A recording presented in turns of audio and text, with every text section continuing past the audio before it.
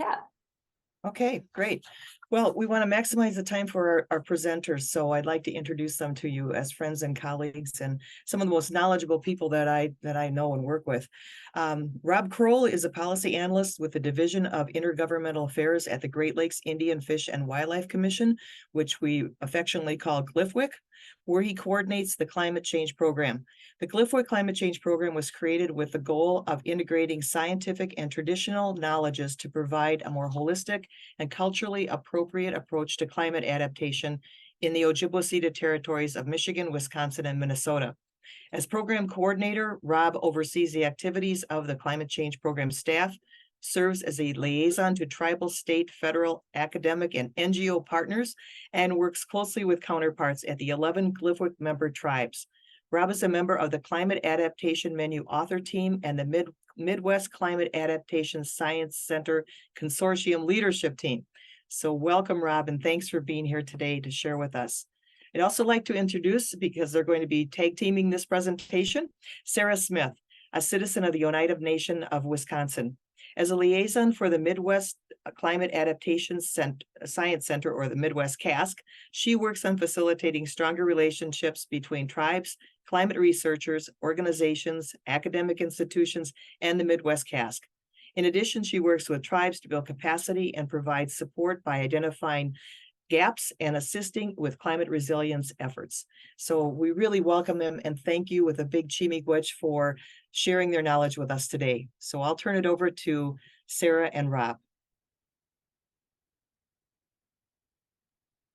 Yango, Sigu Swabigu, Sara Smith Jungiats. Oh, all right. I think I'm unmuted now. So Sigu Swabigu, Sara Smith Jungiats. Hello, everyone. My name is Sara Smith, and I'm a citizen of the Oneida Nation and work as the Midwest Tribal Resilience Liaison. And like mentioned, I'm joined by my partner, Rob, here. We're both part of the Tribal Adaptation Menu team.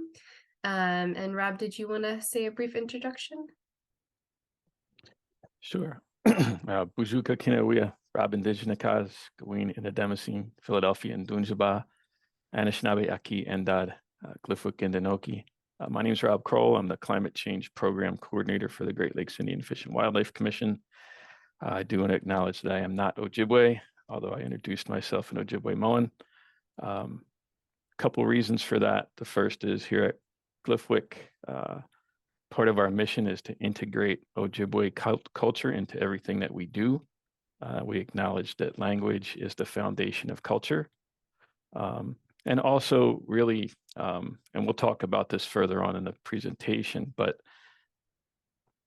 translating between Indigenous languages and English is really imprecise. There are meanings and contexts that are lost. And we hope that one way to regain those is by actually using the language, because the other thing is it really recognizes that the popular conception is that Indigenous people are somehow in history, and they are still here. They're still present. They will be for the future. And that's really the purpose of this menu. So back to Sara. Miigwech. So we'd like to start off by talking about the title of the menu. And so the title is Dibaginjigaadeg Anishinaabe Ezhitwaad, a tribal climate adaptation menu. Now, there isn't really words in the language that directly translate into a tribal climate adaptation menu. And so when we were working on the menu and we're thinking about the title, we were fortunate enough to have this title given to us. And a rough translation, it doesn't translate that well, but a rough translation of the title is doing things the Anishinaabe way. And if you break Anishinaabe down, it really gets to the original people or the original way. So doing things in the original way. And when we think about this, it brings us back to our innate responsibilities as humans on this earth, and what those responsibilities are to the other relatives we share this earth with.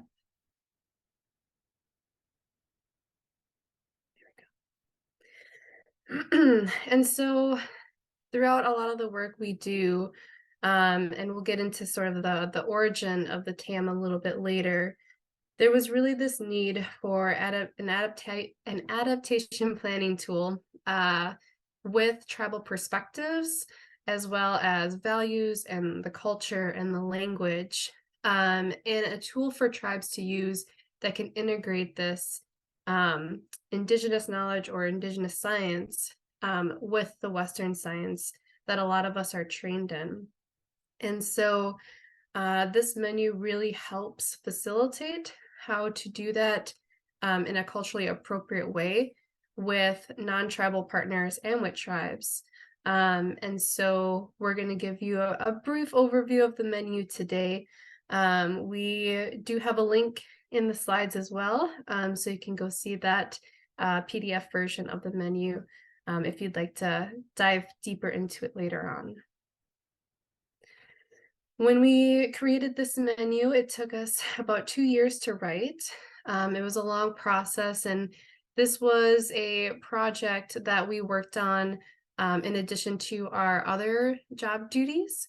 This wasn't grant funded or anything like this, so that was really great because it was able to give us the time to really talk about things.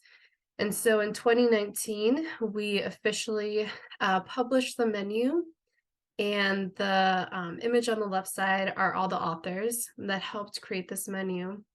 And as you'll see, we show the authors in a circle, showing that all of our knowledges are important, and no one is more important than the other in a way.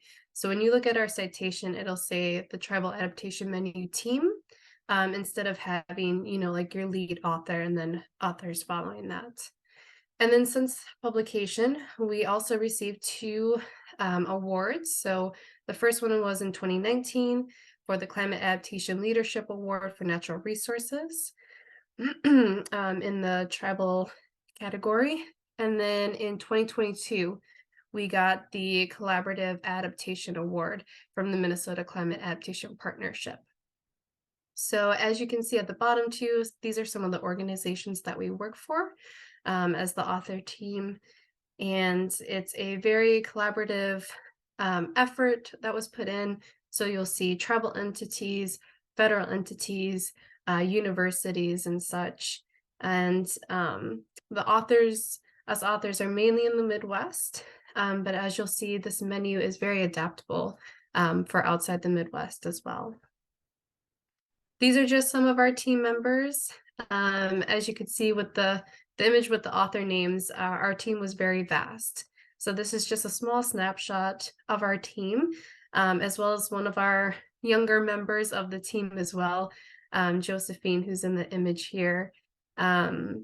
We have a lot of kids. We had a lot of kids at the planning meetings for this menu, and it's really important to have them there. We also have them at our workshops too, as as a reminder of why we're doing this work, as well as having them in the room to hear what's going on, even though they won't remember everything that we're talking about at that high of level. They're still there absorbing that on a certain level within themselves as well. I'll turn it to Rob. So we're going to talk just a little bit about how tribes, Indigenous people are affected by climate change. The National Climate Assessment recognized that Indigenous people, particularly those who continue to practice a subsistence lifestyle, are some of the most disproportionately affected people by climate change on the planet. Here in the United States, we have 574 recognized tribes federally, 60 state recognized tribes, and nobody really knows how many others that have been disenfranchised by government policy. Each of them have their own climate change story. We're not going to try and tell that story. That is part of their sovereign nature. The 2 slides before showed some pretty significant infrastructure and environmental damage, and that's one of the ways that tribes are disproportionately affected. historically, tribal reservations and tribal land have been pushed to some of the most vulnerable land on the planet. The original slide had the beach at Ganujakaning, the Bay Mills Indian community, beach erosion that's taken place over the years on Lake Superior. The slide after that is actually the 2016 flood here on the Battle River Reservation that wiped out the only road in and out of the reservation.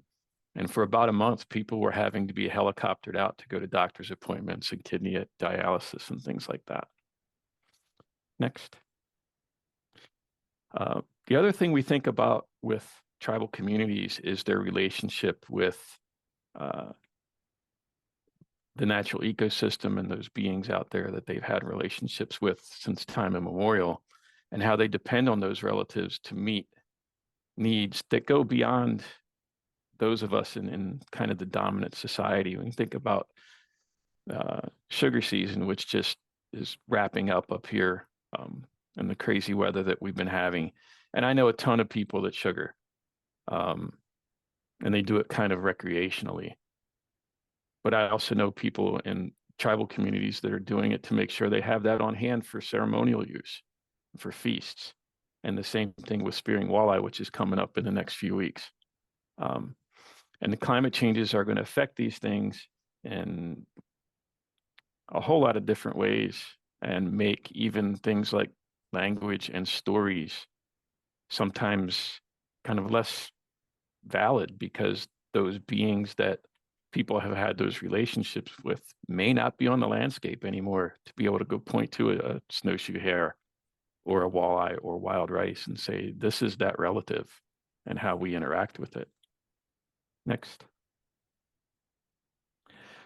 Another thing to think about, and we use the term relatives here very intentionally. Many origin stories, particularly the origin story for the Ojibwe indicates that these beings that surround us are also relatives and teachers. And they made an agreement with the Creator and people to share their gifts with us so that we could live. And decisions for use of those relatives were originally communal. They were made with recognition and respect and reciprocity. And now those decisions are made by individuals and agencies and institutions, really without guidance or input from impacted human or non-human communities.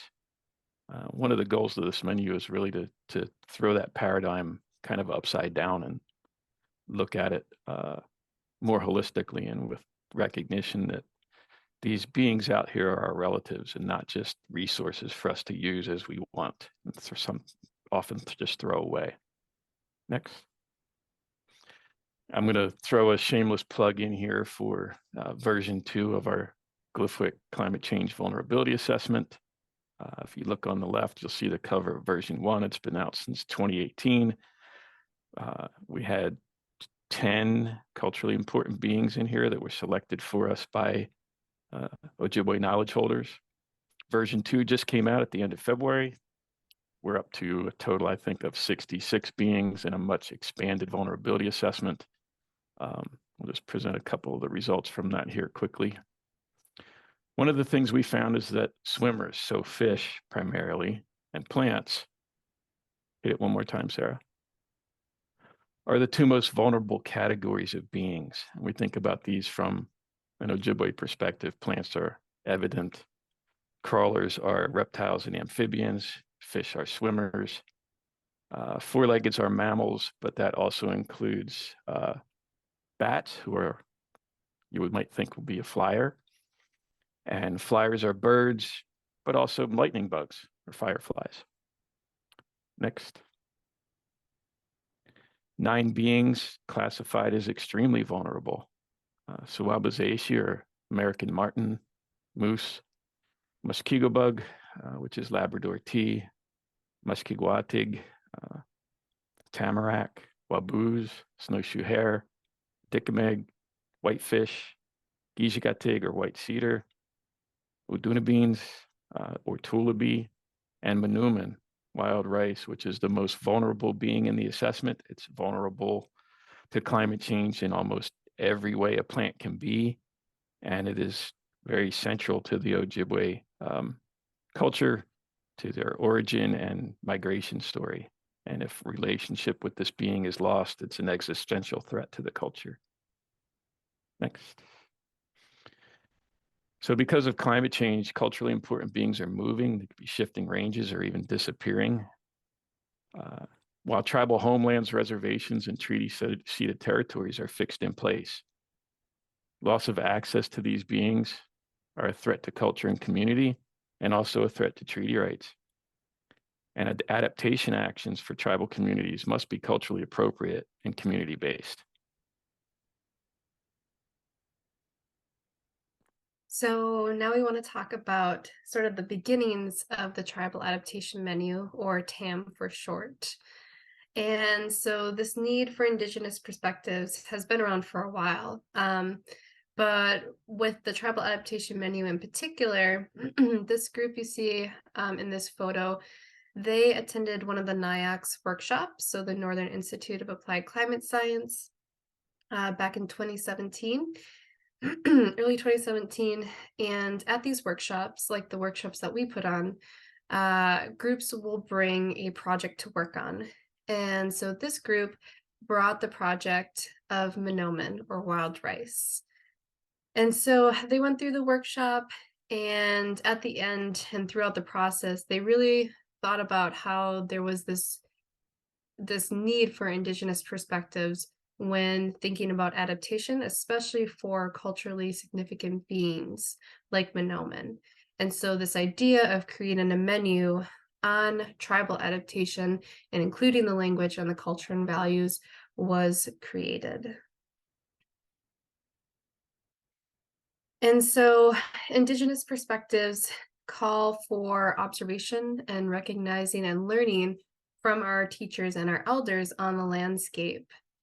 And this, like Rob said, really stems from a lot of our creation stories about how humans were placed on the earth last, and that everything else out there would be our elder or our teacher. And so we need to address them with respect and reciprocity, as well as understanding our own responsibilities on the landscape. And this is a very different shift of perspectives compared to a lot of the more mainstream perspectives in a Western society, where this emphasis for control and management over resources has been a major player, right? So we're, like Rob said, we're trying to flip that on its head and show that this control and management for non-sentient resources is actually very different from how tribes perceive the world and work within among the relatives as well. And so this menu really offers that different perspective on how to do adaptation on the landscape. And so we're going to share a little bit about that as we go throughout this presentation. This version of the Tribal Adaptation Menu is primarily for Indigenous communities with, tribal natural resources staff, but also non-Indigenous partners as well. And throughout this entire process of writing and being published, and then using the menu in our workshops, the users of this menu has really grown outside sort of the natural resources community. And you'll see that with some of the projects that we talk about. And it's also helping to bridge communication barriers for non-tribal persons and organizations who are interested in Indigenous perspectives and working with Indigenous people, and how to do that in the best way. And like I mentioned too, it's designed to be used across diverse ecosystem scales, and the menu itself is very adaptable, whether you're in the Midwest or outside of it. This first version is primarily based on Ojibwe and Menominee perspectives. as well as the language and culture and values and all that entails. And so the way we had set it up is meant for it to be very adaptable, not only for the ecosystems you work in, but also for the cultures as well. And so we really wanted to encourage other Indigenous communities to be able to adapt this menu to their culture as well, because Indigenous people are very different. Even if you're an Ojibwe tribe, each tribe is different in its own respect. And like Rob mentioned too, they each have their own story to tell. And so we wanted to make sure that we gave space for other communities to be able to make it their own.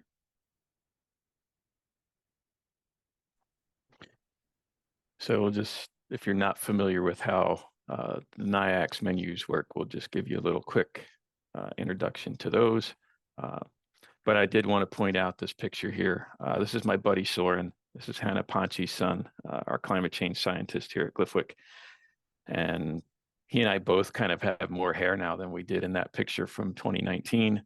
But these kids are the reason why we're doing this work. You know, the idea that we're looking 7 generations ahead to people who aren't here yet, that we're never going to get to meet, but we need to make decisions now that are going to affect them, and we need to do that in a way that's forward thinking and making sure that we keep them in our thoughts at all times. Next. So there's really no single answer to climate adaptation. Each decision is unique, and it's based on a lot of different things like people and values and locations and site conditions and what your goals and objectives might be for that place. And then what practices you might be considering, equipment, procedures, methods, different types of infrastructure. So every place is different. Everybody's values are different. So the idea of a menu is you kind of get to choose your own adventure here. Next. The menu format helps decision makers choose actions that are right for them. Next. Connect broad ideas to specific actions. So we think about really broad strategies of activities, funnel that down to approaches and then tactics, where that's exactly what we're going to do on the ground in this place, which might only be, I don't know, a 5-acre wetland that we're trying to restore. And then it helps us have a framework to communicate our ideas and boost creativity. And that's especially important when we're thinking about presentations that we might have to make to our supervisors or to tribal council, or in my case, tribal leadership from 11 different tribes. Next. Menus are used as part of a decision-making process. And this is the workshop process that we use in our Tribal Adaptation Menu workshops that was developed by the Northern Institute of Applied Climate Science. The first thing you're going to do is define your management objectives, assess climate impacts, and then evaluate those objectives again after you've determined how you may have to change your goals when considering climate change. Place where you use the menu is identifying the different adaptation approaches for your particular project, followed by monitoring. And this is adaptive management. So you're always going back, checking to see if what you're doing is working, and then maybe even starting over. Next. So at the beginning of this menu, there's a unique section called the guiding principles. And this section is unique to the menu because it provides a framework on how to create that bridge of communication. So how to integrate Indigenous knowledge and culture and language into planning efforts, as well as providing guidance for non-tribal partners on how to work with Indigenous communities. And so it includes principles that and values taken from the Ojibwe and the Menominee cultures. And they include things like offering tobacco, whether that's offering tobacco to one of the relatives on the landscape that you plan are asking to harvest, or if it's providing tobacco to a elder to understand their thoughts and listen to their knowledge. And so it really focuses on empowering tribal communities and restoring the language and culture to help promote tribal sovereignty and resilient communities.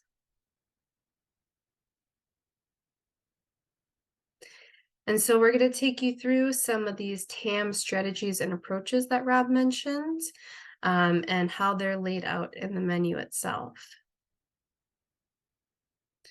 One of the differences we wanted to show was how it varies or differs from the other menus out there. So for example, the Forest Adaptation Menu has a strategy in there that talks about preventing the introduction and establishment of invasive plant species and remove existing invasive species.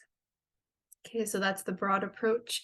And then our strategy, and then an approach in there is eradicating existing populations or seed sources of invasive plants through physical or chemical treatments. So that's how it was written in the Forest Adaptation Menu. Now, when you take a look at the Tribal Adaptation Menu, we have a very similar strategy, but it's written in a very different way and really hits on that shifting of perspectives and how we work and see things on the landscape. So the strategy in the TAM is to maintain or improve the ability of communities to balance the effects of non-local beings.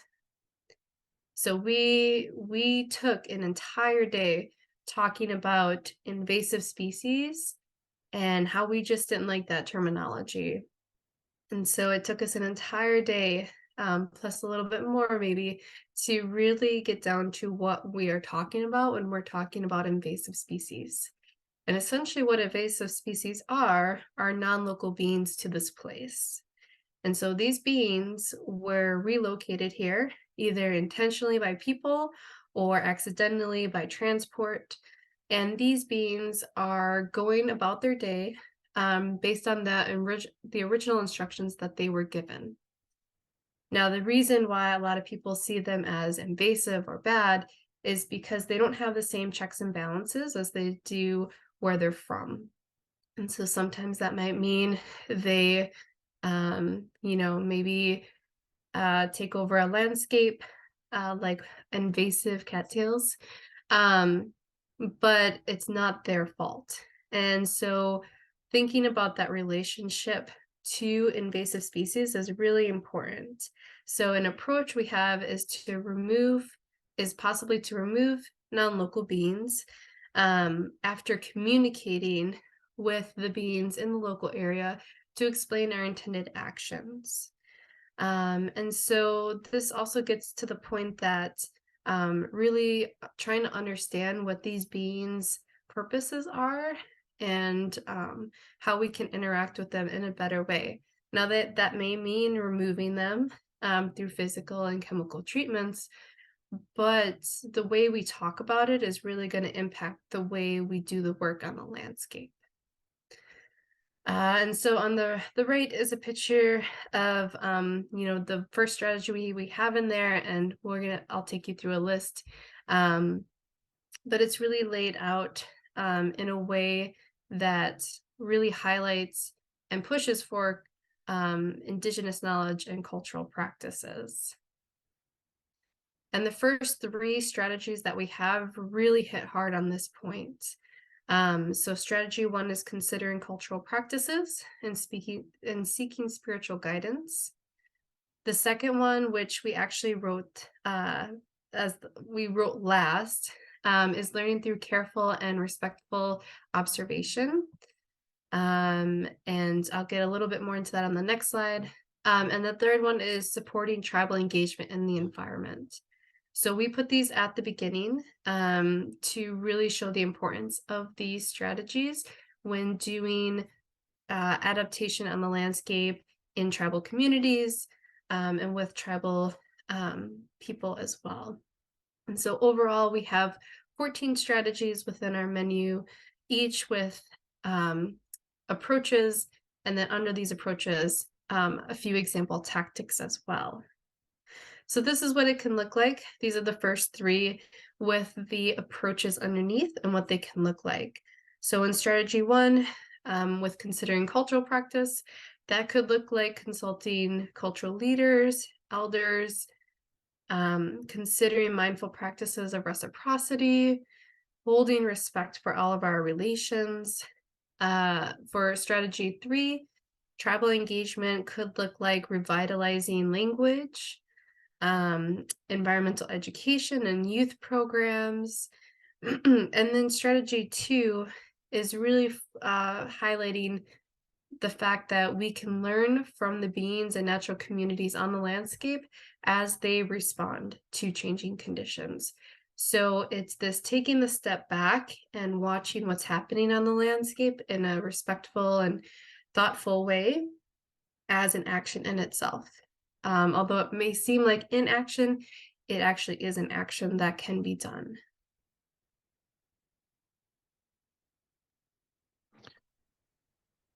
The plan was published in 2019, and since then we've been putting it to work. We've talked a little bit about the workshops. Go ahead, Sarah. We've used it throughout the United States. We've had people come to workshops from all over the Midwest, from as far away as Florida and Oklahoma. There have been 50 projects planned at our workshops, with more in the pipeline all the time. And we have several that have been completed, when we'll talk about one towards the end of the presentation in just a minute. Next. This shows some pictures here. We've done 8 workshops since January of 2019 with a almost 2-year hiatus due to COVID. And we have well over 200 people that have been through our Tribal Adaptation Menu workshop process. Good. So you saw kind of the flow chart earlier on as how the workshop process works. And now I just kind of want to talk about a project that's very near and dear to Kat's heart, Minasan, which has actually been through 2 TAM workshops. So in this project, we're talking about Wenabuju Minasan, or the Apostle Islands, up here on Lake Superior, right off of the end of the Bayfield Peninsula, originally part of the Ojibwe homelands, and now part of a national lakeshore, national park. Go ahead to the next slide. So a couple of years ago, Apostle Islands National Lakeshore did a climate change vulnerability assessment that looked at landforms and plant species in the park, looked at climate vulnerability based on scientific ecological knowledge. It acknowledged historic Ojibwe cultural uses of the islands, but didn't go any farther than that. It didn't recognize that there are current uses happening there every day. It didn't recognize that the Ojibwe people still consider this area as part of their homeland and have interests here that go beyond just tourism. It did include Ojibwe Moan in a glossary of plant names, but it's really very focused on visitor-related climate adaptation actions. And it's a typical Western-style document resource. Myself and a couple of my Glyphwit colleagues are co-authors in this, and we spent a lot of time in meetings regarding this document, kind of pushing and saying, you know, these contemporary uses are still important. The need for including TEK, Ojibwe-specific TEK, into this project is still there. And the park decided later to contract with CAT to do outreach and education based on the vulnerability assessment that would be really focused towards visitors, but then also included TEK from the local tribes, Bad River and Red Cliff. And of course, right in the middle of this, COVID hit. So Kat got to bring the project to 2 different TAM workshops. The first really to get some guidance on how to incorporate TEK in a good way. The second one was really to test out the educational strategies, and lucky enough to have Park Service staff there to be able to work kind of together on. COVID hits, and she really, and this is her story to tell, but she really had a hard decision to make and decided to make this an online virtual resource rather than just things like signs and other outreach materials. Another thought behind it was really that, you know, you have kids growing up at Red Cliff today that look out across the water, they can see the islands, and they never get to go there because they don't have the resources just to get across the water to visit that part of their homeland. So it's really focused on kind of a immersive experience with 360-degree photography. It looks at climate impacts as relatives through the Ojibwe creation story, vulnerabilities based on TEK research with science integrated to provide a cross-cultural perspective. It recognizes both the historic and contemporary use by the Ojibwe and includes their treaty rights. Ojibwe mowing is throughout. And it's really climate action strategies for all cultures, but based on the Ojibwe values. Next. This is just a taste of what the website looks like. You can see that Ojibwe mowing in English are included. The really beautiful photography that's in there, and really pushes people to take action based on not just science, but also traditional values. Next. So what are we up to next? Well, Glyphwick is currently looking for a tribal climate adaptation specialist to help support our TAM work. We're in the midst of a Forest Service funded Tribal Forest Protection Act workshop series. We have a workshop coming up with the Chickasaw Nation to really help us hone in on using the menu and adapting it to other tribal communities. And we have a train the trainer workshop coming up because what we found is that there is enough demand for this tool across the country that we just can't keep up with it and still have our day jobs. So I really like this picture. And when we first started doing these presentation, it was, Dibaginjigaadeg Anishinaabe Ezhitwaad is leaving the nest, and help us think about what we can do with it. But that duck out there is now not just our menu that's leaving the nest, but we have regional menus that are being developed in New Mexico right now to adapt the menu to their specific needs, culture, and values. We have a new partnership with the Forest Service Office of Sustainability and Climate that's really taking the TAM nationwide, especially when we're thinking about the Tribal Forest Protection Act. And we're really doing our best to build capacity to expand the reach of the TAM, our TAM team, and really get this tool out to as many people who need it. The federal government recently just released guidelines on integrating TEK with everything that it does.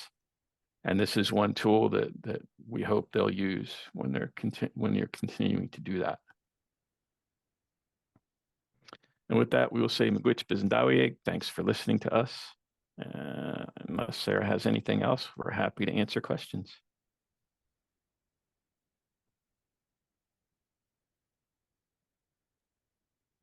Please help me thank Sarah and Rob for just a wonderful presentation and the great work that they've been doing. Miigwech, thank you so much. Are there any questions? You can post them in the chat or just call them out to Rob and Sarah. We'll take a few minutes for that.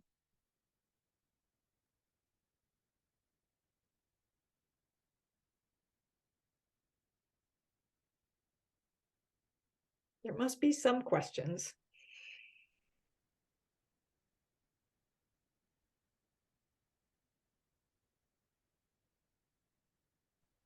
I have a question. Can you hear me? Yeah, go ahead. Great. Thank you so much for your presentation. This is a totally new topic to me, so I learned a lot, and I really appreciate your time. I'm just curious about application of the menu to climate adaptation in various settings. So I work on agriculture projects, and we think a lot about soil health and conservation in terms of climate adaptation for agriculture.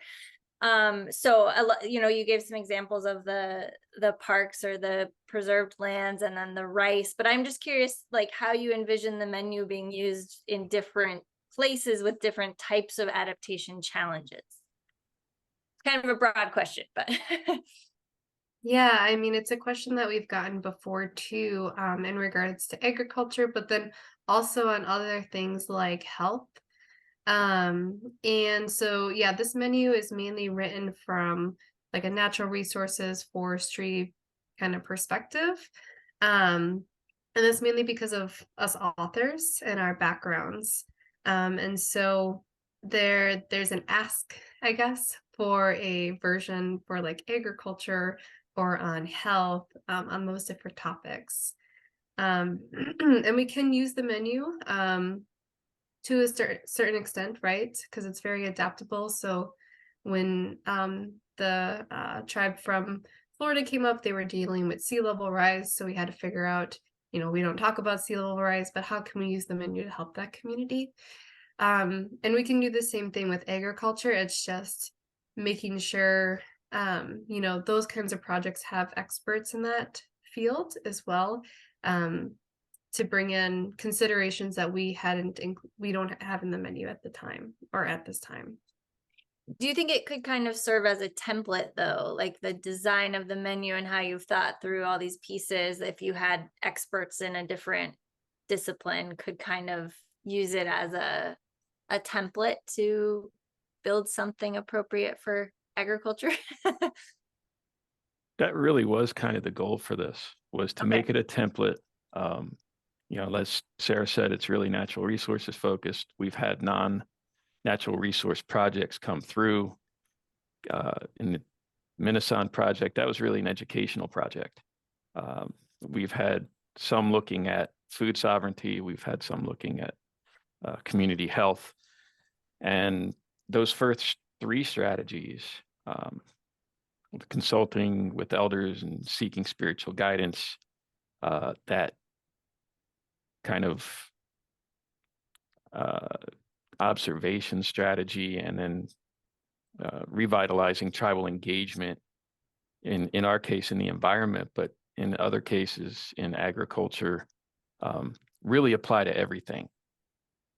And those are the strategies that people always kind of jump to and look to first with these projects, even when it's something that doesn't really fit in with the natural resource focus of the menu. Great, thank you.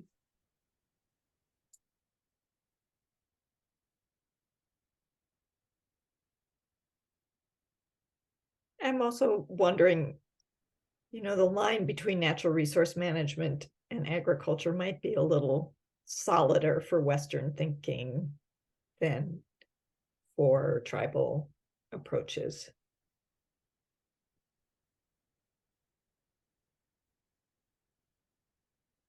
Yeah, absolutely. I mean, even those beings that are cultivated are still relatives in that perspective.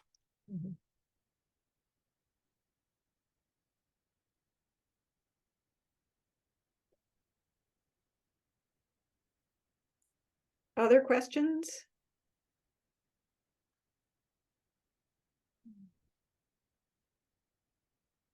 I have one more if no one else does. Sorry. Go for it. Great, thanks. Again, I didn't introduce myself. I'm Valerie Stoll. I'm a research scientist at UW, and this was really University of Wisconsin-Madison. So you mentioned this, long day or conversation that you had about the term invasive species, which I found very, very interesting because it's a term that has often rubbed me the wrong way. in terms of how we talk about nature. But I'm curious, the strategy. I mean, how did you decide or ultimately land on an alternative way to talk about that, or the correct way to discuss that using the traditions? Was it, do you use consensus building? Do you have a vote? I mean, I'm always curious how groups with different perspectives make ultimate decisions like this. So that's just a question. Yeah, so that's why it took us an entire day to really talk about it and figure out how we wanted to best approach that term invasive species, because the entire menu is based off consensus. So if there was something one of us authors didn't agree on, or it just wasn't hitting us the right way, we would take the time to really talk about that and figure out what we could do about it. So when we published the menu, everything in there was consensus based, which is why it took us 2 years, I think, to write this menu. And it's a good thing too, because I think a lot of times when tools are being developed, they're grant funded, and so they have a hard deadline of when they need to be done. And when you have that kind of deadline set, it sometimes can interfere with consensus-based decision making, because you're forced to figure out, well, you know, the majority of the group feels this way, so we're just going to go with that. And so this was really great that we didn't have that kind of restriction on us. But yeah, everything in there is consensus based. And the Ojibwe Moan that's in there for the non-local beings term, Dibaginjigaadeg, came from an elder that was consulted about the whole invasive species concept. And the term is kind of translated as short terminology as non-local beings, but really it's beings that are here not by their own choice. They've been brought here. And his teaching really was that they are still acting based on their original instructions, but they've been separated from their community, and recognize that just like when we move into new communities, sometimes it takes a while to become part of that community. And if we look around, there are non-local beings around us right now that we don't even recognize as non-local because they've been part of our community for so long, and their actions are now being balanced by the community. We've learned to have relationships with them, and I'm thinking specifically of things like broadleaf plantain or mullein, which are now used medicinally, and those things came from Europe with the original settlers. So the possibility is there, and that's kind of a piece of that Kinawabi strategy, really sitting back sometimes and watching. And it doesn't mean we let things run rampant across the landscape, but maybe you do have test plots where you have this non-local being and let it interact over a long period of time with the environment and see if there are ways to come to a relationship with it.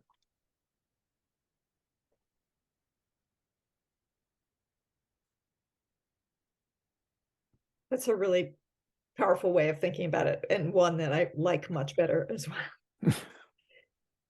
I am going to turn around and ask those of you who are here if you have any suggestions for the climate leadership team for additional professional development or outreach or activities. And if you could put those thoughts in the chat, or if you just want to tell us about them, that works too. I'm also going to launch a demographic poll, which we're asked to do for our extension reporting. So if you feel like filling it out, that's great. If you don't feel like filling it out, that is fine too.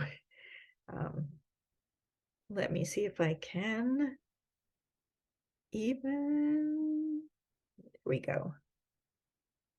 And while you're filling those out, I'm going to put a shameless plug in for anyone interested in joining the Extension Climate Leadership Team. Again, we're open to members of all institutes. You can just reach out to me, Diane, or Sheen, or any of our members.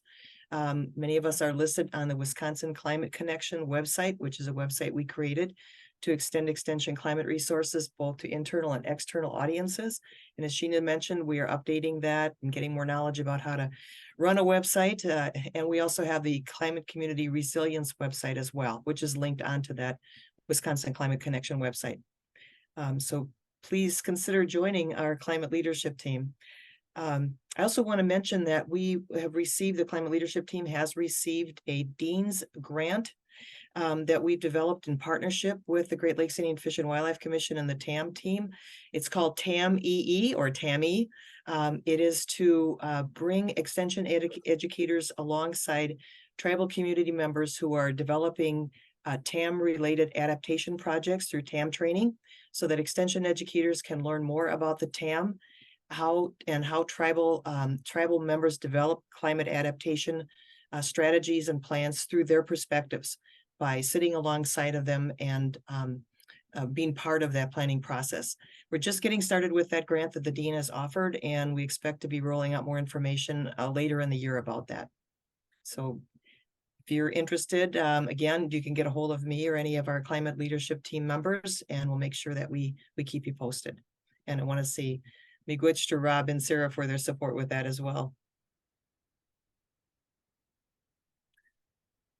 Any parting thoughts that anyone would like to contribute to our conversation today? I actually do have one more that came from our TAM team. As Sarah said, we operate by consensus. So when Kat asked us for this presentation, we took it back to the group to get their approval to go ahead and do it. And one of the things that came up as a concern was that, you've all had about a 45-minute introduction to the menu. We've given you access to the PDF so you can read it. Absolutely, please, if you have questions about it, reach out to us. We have already heard that there are professors that have made the TAM required reading in some of their courses. And we appreciate that, and we think it's really super, but recognize that actually going out and using the menu, we really, really suggest doing that alongside Indigenous partners and not kind of appropriating the knowledge that's in there. So I'm just respectfully ask for your patience and your time to put in before we go ahead and use this in a not such a good way. And we glitch for that. Thank you. Thank you. Can I ask a logistical question? Sure. Which is, whom do we reach out to? Are there contacts in the TAM? There aren't any contacts in the menu, but Sarah and I are pretty much the main points of contact for the TAM team. So feel free to reach out to us anytime. You can get us through Kat. That's probably the easiest way. Thank you. And for everyone who might not be looking in the chat, we've posted Kat's and Sheena's and my email in the chat, so you can follow up with us there. Any more questions or comments, reflections before we say goodbye for the day?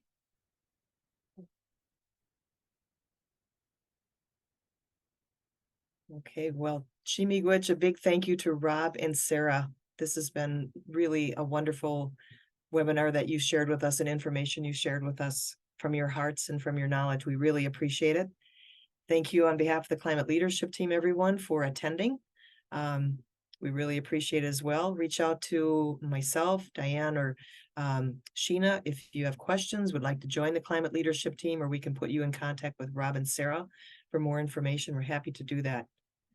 So if there's nothing more to share, I'll say miigwech, everyone, for attending, and have a good day and a good restful weekend. Thank you, Rob and Sarah.